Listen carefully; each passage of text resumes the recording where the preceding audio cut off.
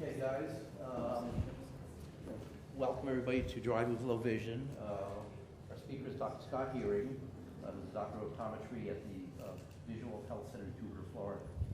Our usual speaker, when we were up in the Northeast, is Chuck Huss, who pioneered the use of bioptics and low vision programs in many states, and works for West Virginia Department of Rehab.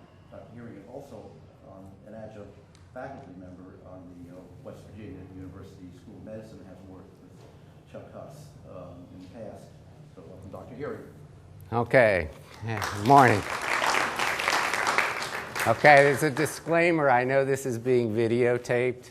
I mean, I hope that none of what I say shows up in court of law sometime or in front of a political body.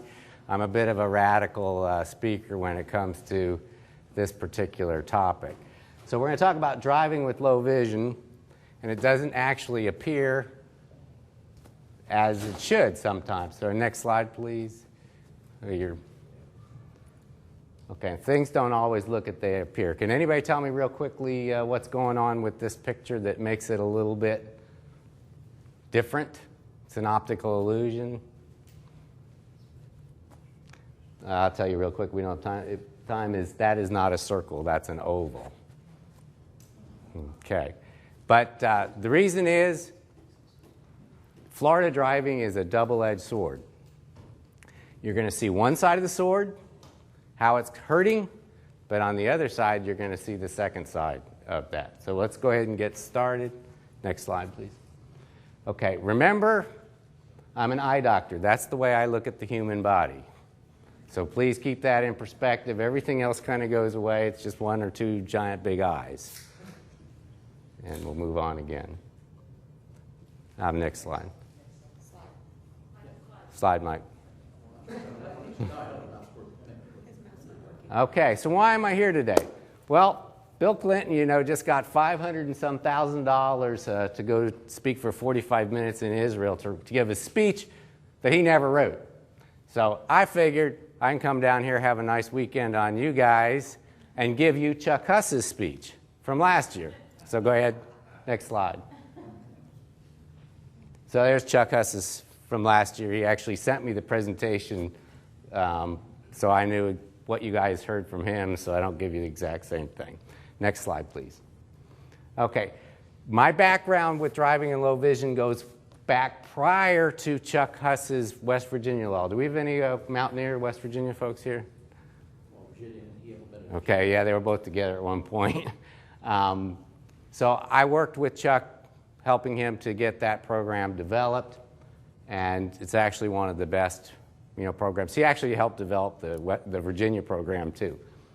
So he's got a great program. I know you guys have heard him, so we'll go ahead and move on. Okay, but why I'm really here. This is a letter that was came from an article. It was printed, and I'll give you all the materials. It's already on the Google Drive, so you can look at it and have it. You don't need to read this. But Ms. Peterson, Anna Peterson, is she here today? No, I'm trying to get her. Okay. I've worked with Anna in the past over the years, and she did this article in the Tampa Bay Register last year, and she tried to organize a committee to revive the Florida Bioptic program from the dead. And I'll take the next slide, please. And again, I'll give you all this. But basically in this letter, she's saying that if she had the ability to drive, she could raise her family in a much more effective manner and be a much more productive citizen. So she went to the legislator, and she went to the legislation. She tried to get it all going again, and she failed. And she wrote a letter to Chuck, basically going back to say what I said to her 20 years ago, the exact same thing. And I'm going to read this for you.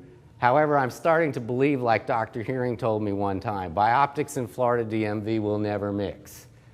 The huge number of senior residents with age-related impairment and the cost to implement a formalized program to effectively screen, train, test such applicants are the problems that the legislators see. I don't think I have the power to convince them otherwise, specifically by myself. For that reason, I'm deciding to stop my efforts, which is a sad thing, but it is the fact. And we'll move on here, Mike. Okay. But the real fact and the truth is that people can drive safely with low vision. You know, I actually am a believer at 2200 is probably the visual acuity level that defines the ability to drive or not. Okay? Okay. Now, the other fact is, what is the most common vision loss cause of low vision? It's a bunch of sighted drivers like me that are on my phone, texting, taking care of business. I mean, the whole way up here, I was on my phone talking, taking care of calls, this, that, and the other is distractions. And this actually, this study I read from a book that had nothing to do with driving at all. It happened to be a religious book that a friend of mine wrote, and I was proofing it for him before it went, and I said, wow, he came to study. So distractions cause low vision, which cause accidents, which causes injury and death. So I'm probably more disabled driving behind a car than you are, or driving behind a wheel. Next, please. Okay, so we have to define low vision, and it's a functional limitation of the eye or visual systems manifesting as visual acuity, visual field contrast sensitivity, and glare, or the combination of the above. And it causes disability by interfering with independence and activities of daily living and traveling through the environment, simply put. And again, no need to take any notes because you'll have all of this. Let's define the problem. That it's clear throughout, every state has a different acuity law, a different visual field law. None of the scientific literature agrees with anything. No single expert will agree with each other. You can get all of us in a room, and we're going to all tell you something totally different. So there's no science behind anything. It's just opinion. And we all know what opinion is. And it's because driving's just too complicated a task. The actual quote came from Dr. Richard Schildine, who would probably be an interesting speaker for you to have. He comes out of California. But he's the actual one that set up the Academy of Low Vision Specialists. Next slide, please, Mike. Okay, so if we go through, these are some things that experts says. First of all, the American Academy of Ophthalmology says 20/40 is no standard. Okay? They also say you can't use bioptics. And they say that the 20/40 and a visual field of greater than 140 is the same academy that said there's no basis for the 20/40. So here we are, the most respected group in America is saying they can't agree on anything. The American Optometric Association says 2100. The former DMV consultant, back when we did have bioptics in Florida, and we'll talk about that, Melvin Rubin, said we need 2100 vision to drive. Well, 2100 vision is not the standard in Florida. It's much lower than that. Randall Jost, one of the big guys in low vision 20 years ago, 2100 was where he thought. And the American Academy of Ophthalmology, no bioptics. So, where do we go? And those are all the experts. Next slide, please. Now, the other thing is that I'm speaking to a relatively young group. If you come in and sit in my waiting room, you're not going to see anybody young unless they're driving the aged. And who in here thinks that Nevada had the first driverless car law? It was Florida. And you know what it was? It was these big Cadillacs and Lincolns that used to have 500 horsepower under the thing. And there'd be a little old man or little old lady underneath the wheel that you couldn't even see them. Now, can you see that person driving with a bioptic? That's the issue. The third one is the extra time and money for the states. And the fourth one is driver training. Fortunately, all those are in place now, but they weren't 20 years ago when all these laws were written and 30 years ago. Next slide, please, Mike. So, driving rehab programs are absolutely essential. And I think most states require that you, with a bioptic law, that you have some driver training. Isn't that pretty much correct for all of you?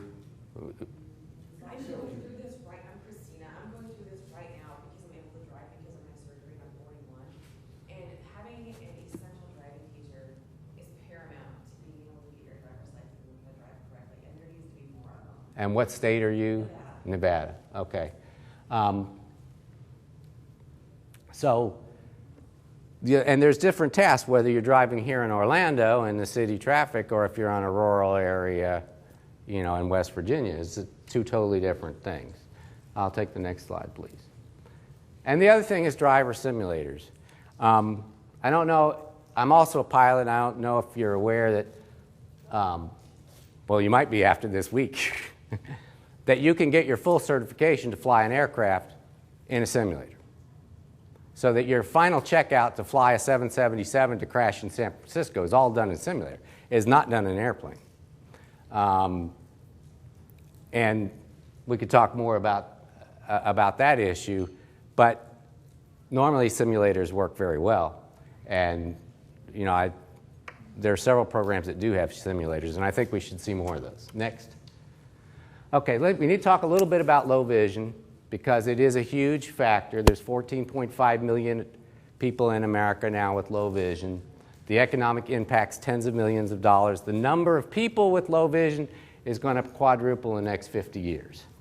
So, and we're not talking about the other stuff, the independence, the self-worth, the value to the community, society as a whole, you know, and those are intangibles that you really can't put dollar signs on.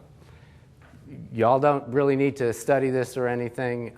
This is the World Health Organization, is how they define low vision and the different levels, from being totally blind to legally blind to near normal vision to functional impairment. Again, this whole lecture, every resource for you is all on the Google Drive, and Mike has it, and he can forward it to you so you can have it. And I'll take the next slide. So for the purposes that we want to use, and the definition of low vision is having between 20/40, which is near normal vision, and or moderate field loss, to 2200 vision, because that is the level that people could be considered, in my opinion, for driving. Okay, next. Now, this is the list of all of the most common things of low vision. You guys are right over here in nystagmus down the line. In reality, 90% of the people with low vision have macular degeneration, glaucoma, or diabetic retinopathy. So you guys are in a very, very small minority of people with low vision. And I'll take the next. Since it's a lecture to a group about nystagmus, here's your nystagmus slide. I know you had the world's authority already speaking with you this morning, so I don't need to go over it with you, but I did feel that I needed to include the slide in the lecture and in the program that you take home with you, so you have it. I'm not going to discuss it because of time, because it really, you know, is not important to you. You guys can probably teach me more about nystagmus than I can teach you. So there's 5 components about vision. Now this part is important. Number 1 is visual acuity. Number 2 is visual field, color vision, contrast sensitivity, and glare. We're going to take them one by one, and we'll start with visual acuity. Next slide, please. Okay, this is the standard Snellen eye chart that you all have seen. Now, does anybody know anything about Snellen eye chart, where it came from, anything? It's about the 1860s. The actual stuff is in my slide notes, by a German guy named Hermann Snellen. Now, how did Snellen figure out vision? He got 100 or so people together, and he lined them up, and he kind of got an average of what they saw. So it's an average. The average person sees 20/20.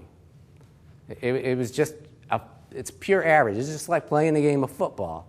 You know, wherever the lineman says that that's where the ball went down, they put it on the ground, and then they measure it with all kinds of laser devices to make sure it's accurate.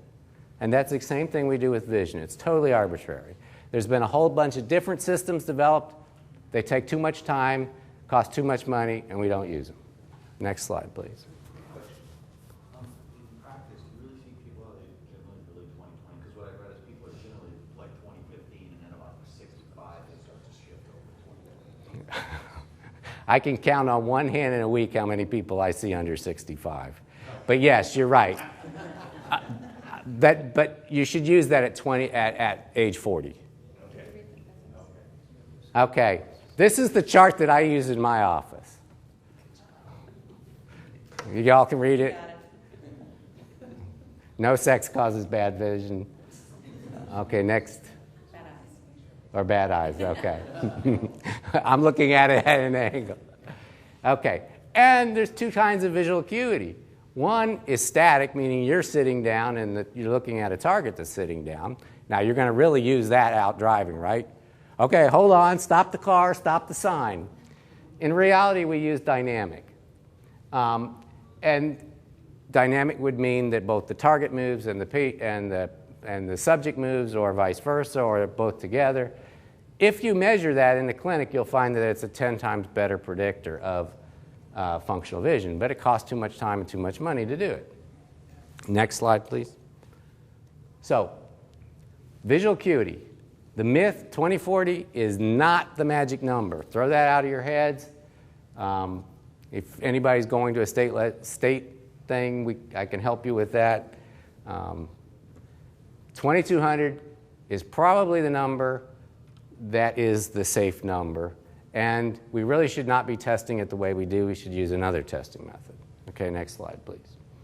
Okay, now, I can't tell you how many patients come in. A little old lady coming over there with their green, Florida, they have this green slip to fill out. You know, they're coming over there, and they can't even see the big E, which is 2200. This little joke, it says, "I can't quite make it out, Mrs. Grumback," and we drove here all by ourselves. We have people in Florida driving with vision and probably be able to count your fingers here, and there's really not all that many accidents. Now, this is a great story that I saw, the human interest piece. It's rather 10 years old anyway, about a legally blind guy with macular degeneration, 2200 vision, who set NCAA passing or catching records. And it kind of made the news because he played for a small school in South Carolina called Wofford College. And they beat Clemson, which is a big southeastern school. And he set like all kinds of records that day. He got like 450 yards passing. Now, how can a guy that's legally blind with 2200 vision catch a football? Okay, because he's using his peripheral vision and he's using motion and a lot of other things that negate the actual central vision issue. And that's the same issue that you folks with nystagmus have.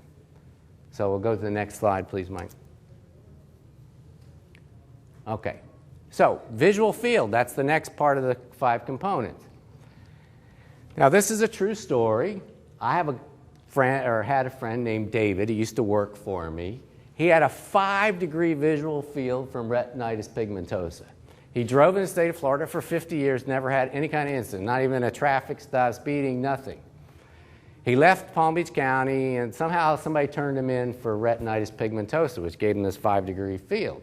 And he could never get his license back. And I argued this case. Things were a little different in Florida back then. I argued the case on his behalf. I said, put this guy in a car. I'll guarantee you, I'll drive with him. I used to drive with him all the time. Now, I had to fire him for working for me because I came home one day, and at the time my house had hundreds of big trees around it, and I had about a 60-foot palm tree, and it's a lightning storm, and he has his pickup truck and 4 regular ladders lashed together with an extension cord, and he's up there using an electric chainsaw to trim my trees as it's lightning storm. So it was how he used it. He scanned. He used 5 degrees, but he kept scanning it in a dynamic visual field. Next slide, please. Now, can anybody tell me what that is? It's George O'Keeffe. It's one of the most famous pieces of work that she's ever done, the artist George O'Keeffe, later in years. Okay, can I have the next slide? Okay. That's what she was looking at. She was looking at a pelican sitting on a piling that wasn't there because it was in her blind spot. Next slide, please. And she was saying it's like there's little holes in my vision. I can't see straight on very well, but around the edges are little holes where I can see quite clearly. She did that at age 89. And if anybody's familiar with her work, somebody's from Nevada. She does a lot of work as like Arizona stuff. Apparently she took a trip to Florida and saw that and put it all together, and it was one of her last works. Okay, next. And I know there's some of you guys from Virginia in that area up there. I had to help you guys out a little bit. This is just, I took the camera out, was playing around a little bit. That's kind of what a realistic scotoma is from somebody with a central vision loss. See, their vision around the edges is perfect. It's just this blotted thing. And it's not a round regular. It's somewhat of an irregular. Next slide, please. And this could be diabetic retinopathy and glaucoma. And, I took all this stuff at Falling Waters. The reason I put that slide in here, if there are any Frank Lloyd Wright aficionados, Southern College is 10 minutes from here, has the largest collection of Frank Lloyd Wright buildings in the world. It's amazing. They have all kinds of tours, and you can even go walk the campus for free, and it's over in Lakeland. It's a beautiful area. Next slide, please. So, if this guy, one guy, friend of mine with a 5-degree field, drove for 50 years without incident, didn't kill anybody, didn't have any accidents, didn't get any tickets, he was doing something right. So he was using a dynamic vision. He was kept moving his targets. So a test was developed that's not used, remember it's not used, to both measure your visual field in a dynamic setting and also to train your visual field in a dynamic setting. The actual test takes 15 minutes to do, can be done on a laptop computer, but I can't spend 15 minutes at Driver Bureau. Next. And there's several parts of it. One is you can do the processing speed, then your divided attention. My distraction, I'm a divided driver all the time. I'm always on my cell phone when I'm in the car. Yes, I've kind of missed things. I've had a few close ones. God looks out for me. Thank you. But we can go through all of that with the UFOB test. Next. And there's been some real-world studies. And these real-world studies actually say that people with poor UFOB tests, they're twice as likely to have a car accident. That's a pretty big number. That's 100%. Next. And if you go through the training, we can reduce crashes at 51% and reduce risk by 40%. Another side, somebody you may want to get considered to talk to your group is Cynthia Osley. She's a researcher at the University of Alabama, Birmingham, who's written a lot of these studies. Very good speaker, too. This is a side. Okay, so we've gone through visual acuity. Now we went through visual field. Now we're going to go to color vision. Now this is kind of an absolute for driving because you have to be able to determine red, white, amber, and green. But the problem with all of this is if you go to your eye doctor for that, he's going to whip out those little color plates. Everybody's seen the color plates? If not, go on, go to your app store and get it. But I fail all those color plates. I'm colorblind. But I can tell red, green, yellow, and everything. But if you give me that test, I fail it. So what do they use in the military? What do they use for the fire department?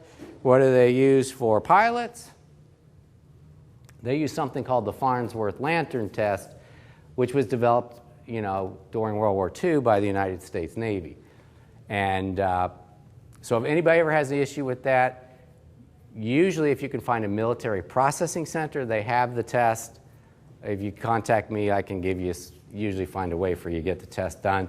And they also have it at every airport tower in the United States has it. So if you go to a little airport that's got a tower, they can shoot those colors for you and you can find it out real quick. Next. Contrast sensitivity. When you go to the eye doctor and they measure your vision, they're going to always measure it on this black against white or white against black, very high contrast. And we know that people that have, quote, normal vision, their high contrast vision falls off quicker than their low contrast vision. So it's quite possible that some of you with nystagmus have the same actual lower contrast, which is more of what you see in the driving environment, than I do. But we don't measure that. Again, time, cost, all these great studies, I've worked on them, worked on the research side of it. We just never implement it in the clinic because it takes too much time. You know, next slide. My local vision doctor, Dr. Alibi, somebody you'll see, actually used that chart on the lower right there. Right. Yeah, this is a great. And I can actually see better than he can. Yeah, case in point. So now there are some things you can do to help this. One is you can kind of alter the color spectrum. You can use yellow. You can use anti-reflective coating in your glasses for night driving. You can make sure your windshield's clean. I got to tell you something about that. I've had one, is this wood or is plastic? I've had one car accident in my life. It was the stupidest thing in the world. I got up at 5:30 in the morning, and it was kind of one of those misty mornings. It was really humid and everything. It was light out. And I don't have to go a mile to the gym, and I know I can drive my eyes closed to the gym in a mile. But my windshield kept fogging up, and I couldn't get it unfogged, and I said, oh, the phooey with it. There's no cars out in the road here. I can do this. So I'm driving with my head out the window. And I got all the way to where I had to make a turn in a residential community. And it's 5:45 in the morning in a residential community. I had to make a left-hand turn. So I stopped. I stuck my head out the water. I looked, and then I made the turn. And as I'm making the turn, this big truck crashes into me. Now, going through my mind is, what were the odds of that? As I'm going to crash, what were the odds of that at the same time? This big bonded lightning protection truck. It was because of a blind spot. But the biggest low vision cause there was my stupid brain, because none of you guys would ever try something that dumb. So windshield clean. And Rain-X works great. Next slide, please. So remember I told you about this double-edged sword? We actually had a driver's program in Florida 30 years ago when I first started practicing. A friend of mine, Julia Newman, ran the program. We also had a U.S. congressman and a U.S. congressman and a Florida senator that were husband and wife that decided they wanted to put up a bill to get everybody over 70 off the road, period. If you're over 70 in the state of Florida, you couldn't drive anymore. Well, as part of the compromise, we lost that legislation. The program and that was the reason. But Dr. Newman was called to take his program to the state of New York, gave it all to them, and the state of New York has it. So, anybody from New York? Okay, you owe me a thank you. Okay. Okay, next slide. Okay, bioptic driving. I have several patients who have licenses to drive in Georgia. But they came to me, and then we got set up, and they got to drive in Georgia. One of them, age 61, uses a bioptic driver, and he went out and bought himself a Mustang as soon as he got his driver's license. I've actually played with telescopic devices in an airplane, landing, and I used to have a patient that actually got a bioptic telescope. That he lives down in the Keys on a private island, and he uses a bioptic telescope to help a little bit with driving. But he kind of lives in a very small community. There's like maybe 1,500 people live there, and it's a very exclusive private club. He used to take me fishing, so I used to fly down there and go back. Next. So, y'all know that about, how many people know about bioptics? Most everybody knows about bioptics. Basically, two types. There's really three, but nobody uses the Beta lens, do they? I don't know of any single person that ever used it, but it does exist. So there's basically two types. One's a Galilean. A couple different people manufacture them. Designs for Vision the most. Okay, and William Feinblum designed it. Now, you have to give a big round. That company would not be in business for low vision. Okay, they make surgical telescopes. They're used by dentists and surgeons. They do not. If it weren't for the heritage of Dr. Feinblum and his son Richard, you would not have bioptic telescopes from Designs for Vision. They would not be in business. Okay, next. And then we have Keplerian telescopes, which are the Ocutech telescopes that Henry Green made. Does anybody use an Ocutech telescope to drive with? I actually like the 4X Ocutech Keplerian. I think is the best scope out there. I'm biased. He's a friend of mine. Well, so is Richard Feinblum, by the way. I almost killed Henry Green in Nevada. We were taking off out of Las Vegas Airport, and my instructions were 8,000-foot runway. I'm in a single-engine plane, 8,000-foot runway, 70 degrees out, which is cool. The wind was swirling like this. My instructions from the tower were right turn on takeoff. Here's what I remember out of the deal. If you can clear the trees, you can go lower, straight ahead. And Henry and my wife were sitting in the back seat, hearing that with the headphones and everything on, so he doesn't fly with me anymore. Next slide.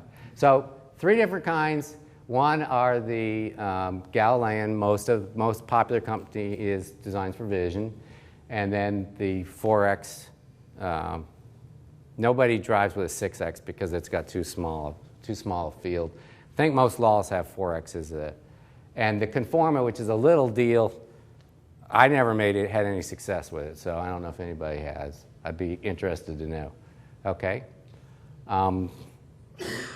Good, we're doing okay on time. So these actually came from your lecture last year from Chuck, so that basically, and again, this is all opinion. There's nothing more than opinion in here. If you can't drive by looking through your regular glasses, or no glasses at all if you don't have a correction, then you shouldn't be driving. The telescope is not to drive with. The telescope is to spot things. And you have to put it in the right position. I don't want to really do too much technical. I want to talk more concept than technical. Go ahead, next slide. So every person has to have it measured exactly for them. Usually the best angle is up a little bit and up out of the line of sight so that you can just dip your head real quickly, look up in the telescope, and find out where you're going. So it's a very fast transition. Next. And we're using the telescope to detect color, detail activity, traffic lights, speed limit sign, vehicle maneuvers down the roadway. Nothing immediately in front of you. Next slide. There are some optical limits. It's not a perfect system, and we're going to talk about some other things down the road that I think are a lot better than things. Just like if you look at your rear view mirror on the passenger side, it's close. Things are closer to you, can appear closer to you than they actually are in reality. You have a somewhat restricted visual field. There could be a little scotoma around it, a little blind spot around it. When the road vibrates, if you're on bad roads, I know here in Florida the roads are beautiful, so you don't have to worry about that. The vibration will reduce the vision a little bit. Next slide, please. So the advantages are you know, it magnifies. It's like driving with magnifying glass or with binoculars. It does magnify things, and it increases the margin of safety, and that's the big one. So my proposition is that you're not using the telescope to drive with. You're using the telescope to increase your margin of safety. Okay. But the problem in reality is that this is a multidisciplinary approach. You need to use all of your assets. I'm just an eye doctor. You know, I'm not out there in the field. I'm in a little, you know, white room walking from room to room all day long. I'm not out there in the field. So you need specially trained counselors, maybe an orientation mobility specialist, driver rehab specialist. And if somebody that is a bioptic driver would be applying for his license and has to go take his road test, and you get in with somebody that doesn't know anything about it, you know, that's another disaster. So you got at all levels, you have to have competent people. Next slide, please. So, as of last year, there were 44 states allowing bioptic driving. When I started, there were 13. So it's been a lot. And there's a lot of reasons for that. You know, there's better state training, better staff training, better the internet. There are some very well-regulated programs. I'm not so sure about the Nevada program. I don't know too much about it. Last count, there's probably about 10,000 drivers with bioptics legally. And Florida will never have a bioptic. If you want to quote me on this, Florida will never have a bioptic driving law due to the senior population. I'm sorry about that. But now, most of the states, it's 2,100 or 2,120. There's 15 states that allow 2,200. Now, interesting, anybody from Connecticut here? Connecticut, you're allowed to have 2,200 vision and not have to use a bioptic telescope. How about that? Same with Oklahoma? Yeah, you can take the test with the scope, you can't drive it. Okay, now this gets even better. So imagine this. You can go get a 6X Occutech K scope. Go make out the big E, which is 2,200, and you can drive. I mean, my point exactly. Go ahead, next slide. Okay. Now my lecture is really going to start, and we got 25 minutes to get finished here. Let's talk about low vision devices. What's the best low vision device? It's your attitude. I've worked with a lot of people, a lot of different handicaps, multiple handicaps.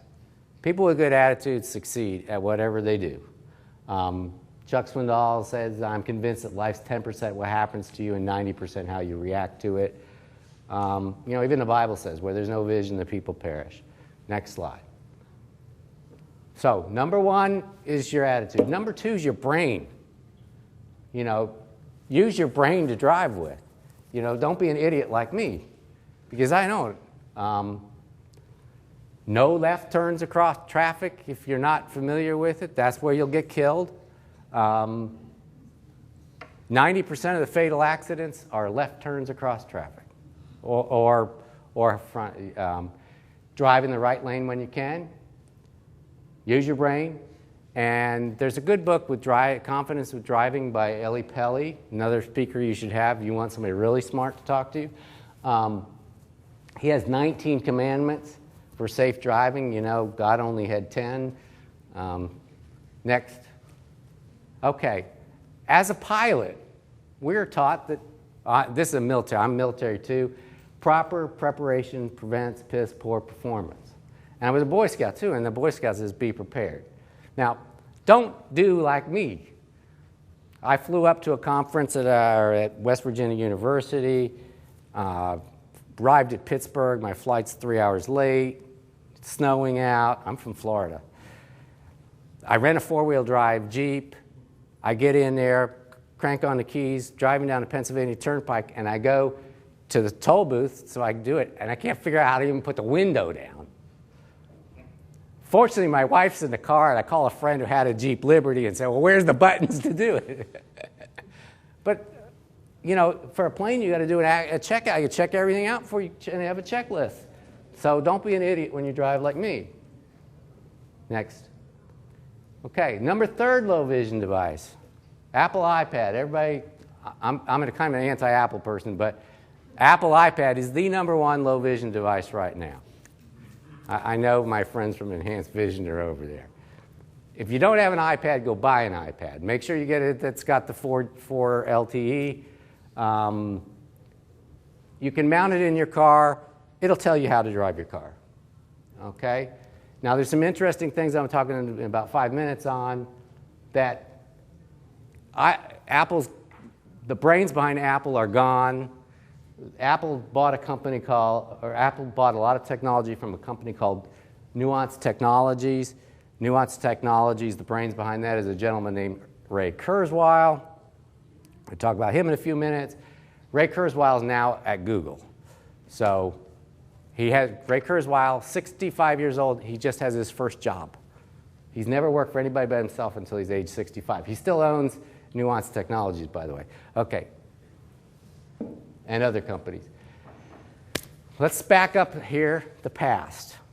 The Model A Ford, that's actually a Model T, I think, but Henry Ford's quote is, obstacles are frightful things that we take our eyes off the goal. Our goal is driving, okay? That's the goal, is driving. Okay, I need to tell you a little bit about me, my background now. I spent 10 years of my 30-year career in clinical practice, contact lenses, glasses, did a little low vision, did everything. I spent the next 10 years in my career working almost strictly with low vision and low vision research, and tried to do something big that failed. And when the economy split, started falling down at the end of 2004, all of our researchers ran, myself included, and I'm now pretty much a glaucoma specialist in medical ophthalmology. But it all fits together, and you'll see how it ties together. Elvis was alive. Everybody knew that. Next slide, please. I had a brief stint in the military, working with headsets and developing heads-up displays, but not heads, the technology behind night vision glasses, okay, which was all done at Lister in Alabama, Enterprise, Alabama, at Fort Rucker. Okay. So a good friend of mine, Bob Massoff, said, let's take some of this technology, see if we can help some low vision folks out. He created the Elvis system, which, if you'd look at it in 1994, was an amazing device that would help a lot of people. That's when I took everything and stopped my whole regular career and did nothing but low vision for 10 years. And these are some of my patients. Keep going. Okay, and they've accomplished amazing, amazing things. Doug was my first child I ever used with a device, and he accomplished so many amazing things. He graduated number 2 from his class in high school. In college, he graduated number 1 from the University of Florida. He got a $40,000 a year stipend to go study at some of the greatest universities in England and in the United States. Just an amazing kid, and he had horrible vision. Next. After that, the next device that came along was actually made by Enhanced Vision. I don't know if anybody, this was the Geordie 1. I actually named it off of the Star Trek show. And then immediately Paramount came after us, so we came up with an acronym to make it so it wasn't exactly takeoff on that.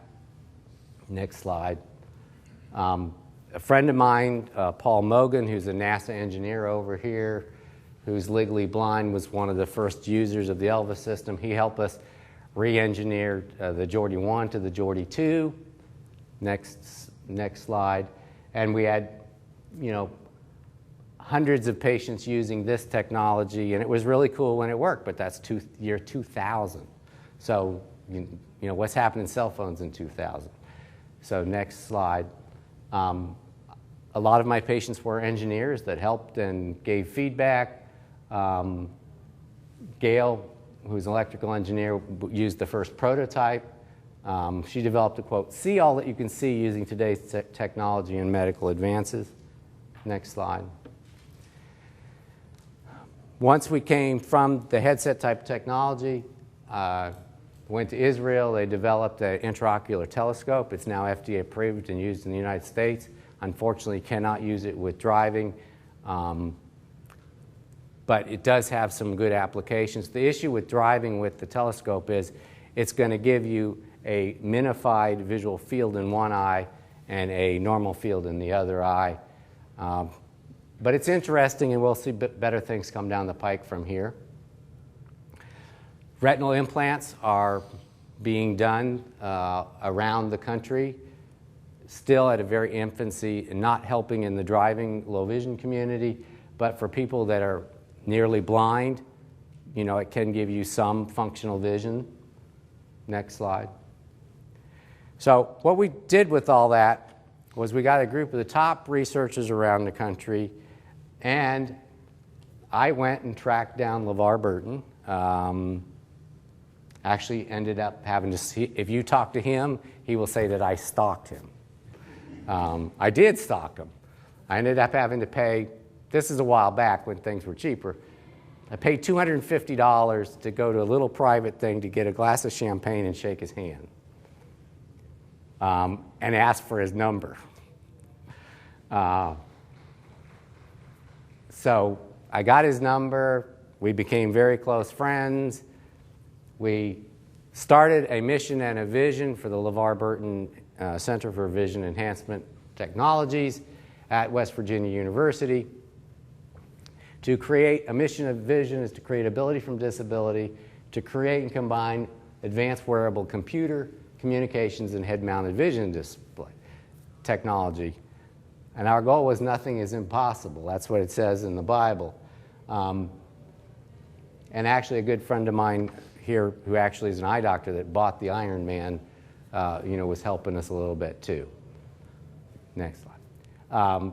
So our idea was to take technology that was currently just being developed for heads-up displays in F-16, Navy F-16 aircraft to land them on a aircraft carrier. And what they were using was they were using a monochromatic red laser and displaying the laser right on the good part of the retina, or right on the macula for the pilots.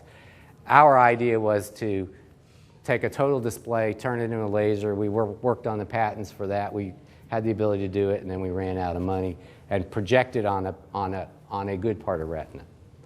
Okay, so we did have a couple of mock-ups of what we were trying to work with, and that's what would be available today had we not run out of funding in 2004, 2005, and then we all ran for cover.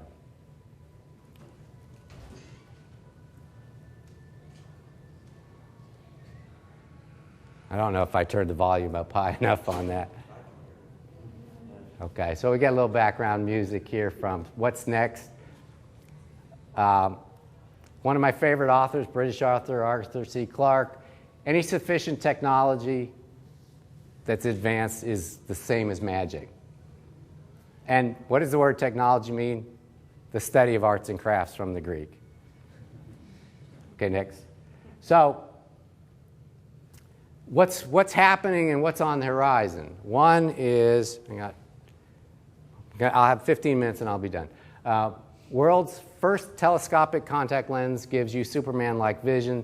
That was in computing July 1st, 2013, just a few days ago. Has 2.8x magnification. It's very thin. It goes on a gas-permeable contact lens. It switches back and forth using your Samsung. If you've got a Samsung 3D TV, use those goggles. Developed by a guy from University of California, San Diego, and a Swiss MIT equivalent guy. I couldn't pronounce the EPFL, but it's Swiss MIT. Next. So here's kind of what it looks like. It's using the mirrors and lights reflected on the mirrors to get the, so it's kind of like the Ocutech telescope, except it's the mirrors are around. Next slide. And this just kind of showing you the graphics of exactly how it works. And again, all these materials are available to you on my Google Drive that I sent to Michael. Okay. So, an apple a day keeps the doctor away, not carrots. I thought carrots were good for your eyes. Now back up to, okay, you know, interesting. Now we'll go ahead and move to the next slide. That's fine. The key to everything in the future is computers. Okay, I know there's some IT people in here. You know, my quote: "Technology is the greatest equalizer. It brings the world closer together and minimizes the effect of disability." Computers kind of work a little bit like the human brain circuit, except that a digital circuit is 100 million times faster than a human neuron. We just have a lot of redundancy in all of the folds in our cortex. But what's happened in, this is real important, because what happened in 50 years, oh, I have my phone here somewhere. Oh, here it is. In 50 years, computers are thousands of times better, millions of times less expensive, and what would fit in a building the size of MIT fits here. This has all happened in my lifetime. Next. Now, some of these things have happened because bad things have happened to good people. Anybody familiar with the program JAWS for people that are totally blind? Okay. Why was it developed? Because Ted Henter had a car accident and lost his vision. That's why it was developed. Next slide. Ray Kurzweil. Most of the technology that, if you have, anybody has Siri on their Apple phone? Okay, Siri was developed by Ray Kurzweil and purchased from his company. How did he even get involved in this field? Where did his career start? He is a young PhD from MIT. He loved jazz music. Stevie Wonder was just kind of starting out. They met each other at a club. That friendship started all of that. So with that came, the first project was the Yamaha synthetic keyboard. The second project was scanning so that something would read to you. Then it came optical character recognition. Now, anybody heard of Dragon Naturally Speaking? These are all technologies all invented by him. The last 10 years of his career have all been in artificial intelligence. Okay, next. So AI is where everything is moving, and it's all artificial intelligence. It is not very, is the big word for it is progressive pattern recognition theory of mind and hierarchical hidden Markov models, okay? But I'm going to make it real simple for you because I'm not, all it is predicting things that may happen as we come along down the line. It's the same theory that Alan Turing used to help decode the Enigma machines to make sure that we were not sitting on the Third Reich right now, so that Germany got defeated. So what's coming up next down the pike? Google Glass.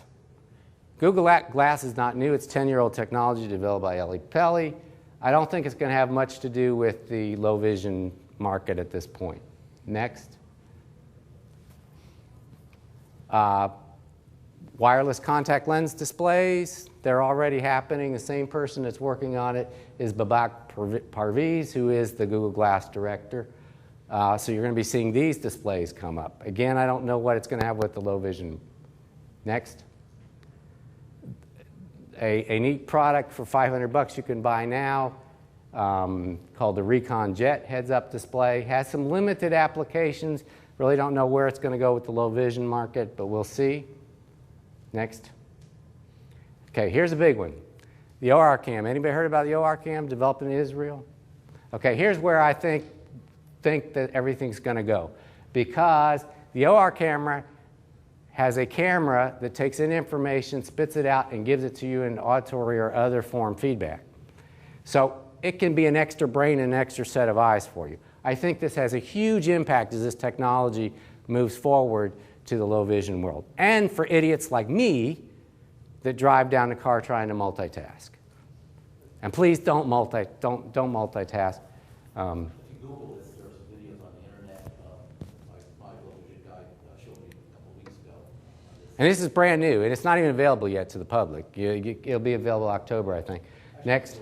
Limited availability. Matchback 500 sold out like that. Yeah. Next, please. So, will we have a prescription car? Let's go. Next slide. This is what I grew up seeing. I know I'd be dating myself, but the Jetsons, meet George Jetson. We're going there. Next, please. Now, the problem with driverless cars is not going to be the car that drives. It's going to be if somebody starts texting it, then you get some wired interference between it, and that's kind of a neat little. Okay. Next, please.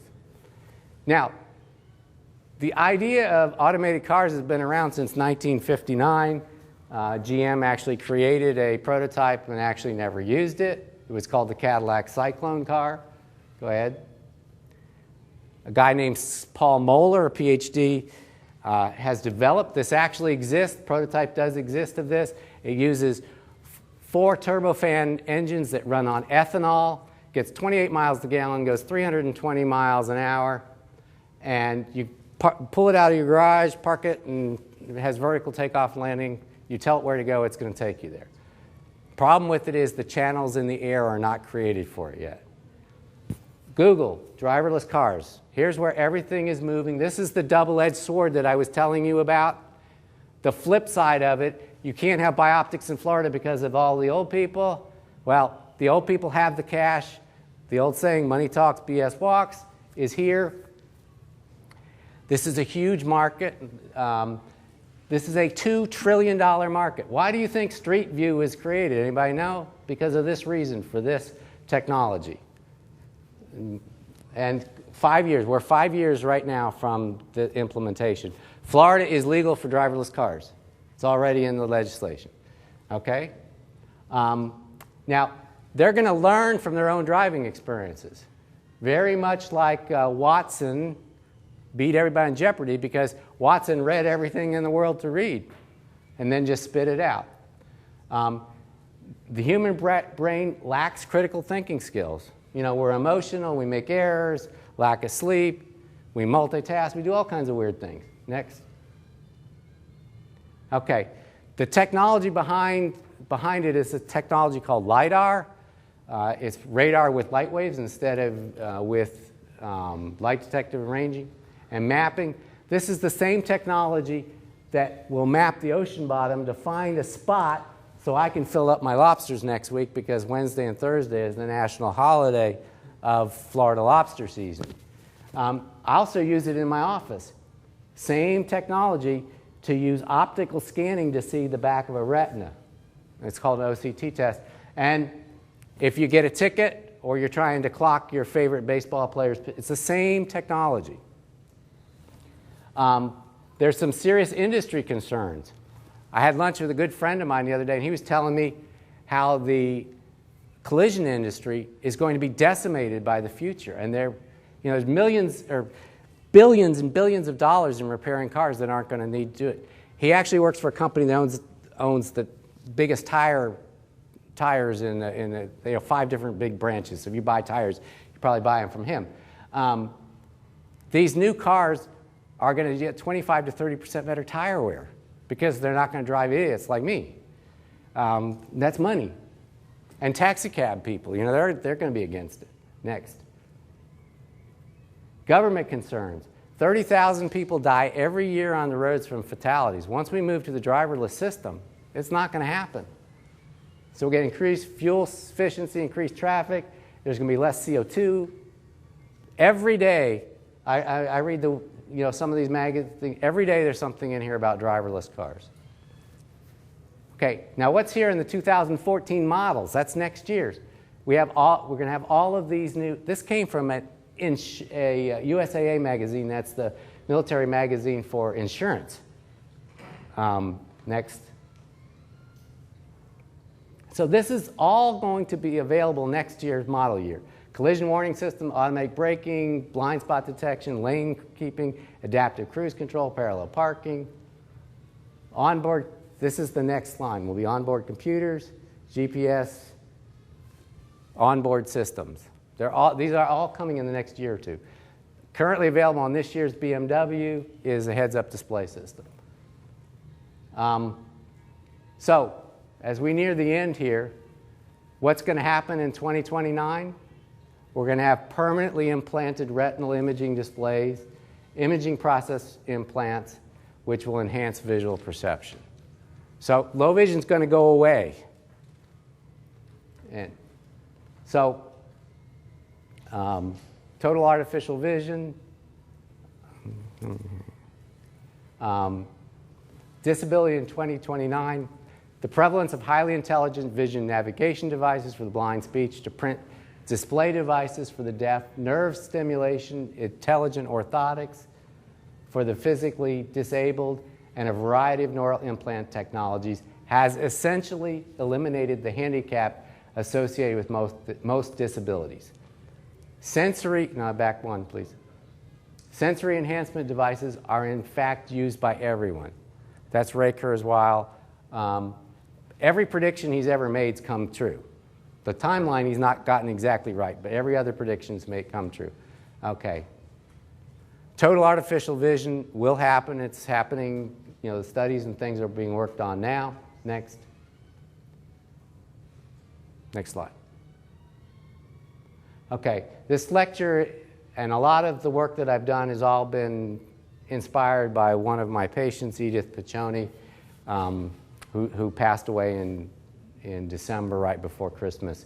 And I just want to remember her as part of helping to develop my interest in this area. And I'll have my final slide, is right here. Okay. Humans are a unique species. We are the only species that can build tools to enhance our own reach. No other animal can do that. We can actually go out and grab things and make things better for ourselves. So in all our ways, let's acknowledge God and move forward, and we'll come up with some great things. That quote was by Hans Moravec from Carnegie Mellon, one of the robotics experts. So with that, we're finished. Thank you very much. It's a very interesting presentation. We got a small gift here for you. Appreciate that. We have about 10 minutes to lunch. This is right next door. Thank you very much. I guess.